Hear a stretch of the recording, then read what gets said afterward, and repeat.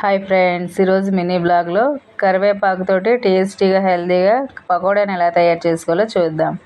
ముందుగా కరివేపాకుని, ఆనియన్స్, పచ్చిమిర్చి నీట్గా వాష్ చేసుకొని చిన్న చిన్న ముక్కల్లా కట్ చేసుకొని ఒక బౌల్లో వేసుకోవాలి. ఇదేంటి ఇంత ఎండలో పకోడాని చూస్తున్నారా? అస్సాంలో ఫుల్గా వర్షం అయితే వస్తుంది.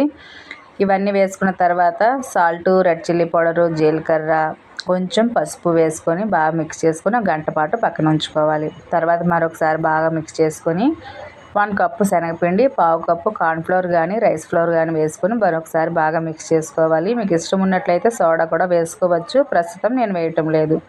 ఇవన్నీ బాగా మిక్స్ చేసుకొని పక్కన ఉంచుకున్న తర్వాత స్టవ్ ఆన్ చేసి కడాయిలో ఆయిల్ వేసుకొని హీట్ అయిన తర్వాత మనం ముందుగా కలిపి పెట్టుకున్న కరివేపాకు మిశ్రమాన్ని చిన్న చిన్న పకోడీలా వేసుకొని లైట్ గోల్డ్ కలర్ వచ్చే వరకు డీప్ ఫ్రై చేసుకొని ఒక బౌల్లో సర్వ్ చేసుకుంటే టేస్టీగా హెల్తీగా కరివేపాకుతో పకోడా రెడీ అయిపోతుంది. వీడియో నచ్చితే లైక్ చేయండి.